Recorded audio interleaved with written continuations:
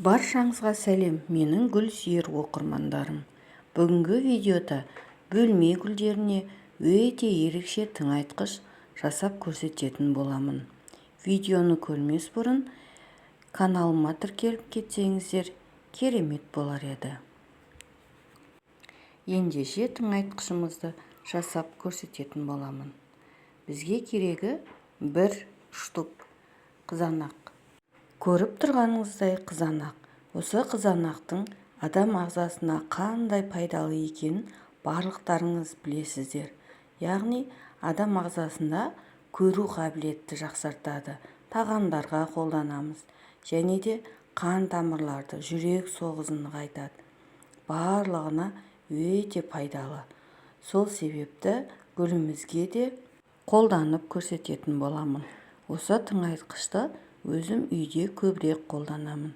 Өте пайдасы керемет. Ендеше бірінші тыңайтқышымызды жасап көрсететін боламын. Бізге керегі мінекей бір қызанақ, яғни үйде тұндырылған жылы су. Үй жағдайында тұндырылған 1 литр су қажет бізге.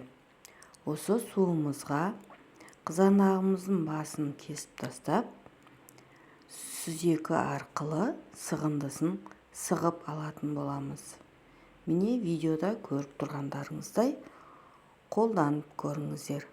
Қызанақтың құрамында өздеріңіз білетіндей В1, В2, В5, В6 және А, Е, С сияқты дәрумендерге өте бай.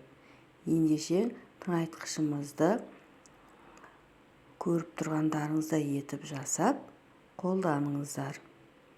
Осы жасаған тыңайтқышымды барлық гүлдеріңізге қолдануға болады. Яғни жыл бойында қолданасыздар.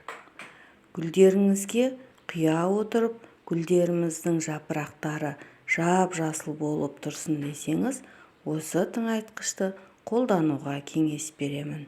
Өзім осы тыңайтқышты әйел бақыт күніне 10 күнде 1 рет қолданамын. Басқа да гүлдерге қолдануыңызға болады. Енді тыңайтқышымызды жақсылап араластыратын боламын. Осы тыңайтқышты барлық гүлдерімізге құюға болады. Бұл тыңайтқышымыз гүлдеріміздің жапырақтарын жап-жасыл етіп, әдемі қалпында ұстап тұрады.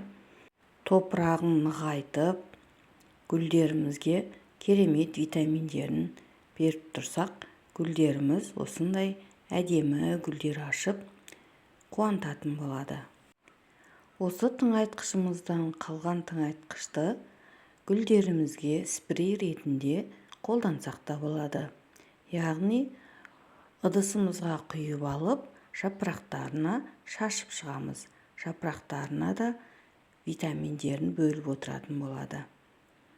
Осы тыңайтқышты үйде қолданып көруге кеңес беремін. Өте оңай, үй жағдайда өте керемет тыңайтқыш. Ал ендеше екінші тыңайтқышыммен бөлісетін боламын. Ал сіз білесіз бе, яғни сарымсақ денсаулығымызға ғана емес, сүйікті бөлме гүлдерімізге де пайдасы өте зор. Біріншіден, чеснок гүлдерімізге кешенді дәрумен болады, яғни өсу процесін жақсартады. Екіншіден, жәндіктерден, шыбын-шіркейден қорғайтын болады. Осылай топырақтың беткі қабатын алып тастап, кептірілген чеснокты себеміз. Содан соң бетіне жаңа топырақ төсейтін боламыз. Көбінесе топырақта паразиттер топырақта көбейіп, сосын жапырағына қарай өтеді. Ал жапырақтарын 1 күн бұрын тұнба жасайтын боламын. Тұнбамызды чесноктан жасайтын боламын. 1 литр ыстық суға 1 чай қасық чеснокты салып, тұндырып қоямыз. Ертесіне жапырақтарымызға себеміз. Соңынан 1 литр суға 3-4 тамшы перекс салып араластырып, гүлімізге құямыз. Тыңайтқышымыз антисептикалық көмегін береді. Осы жасаған лайфхактарым ұнаса лайк басып тіркелуді ұмытпаңыздар. Үй жағдайында қолданылатын өте ерекше тыңайтқыштармен күнде видео салып бөлісетін боламын. Назарларыңызға рахмет.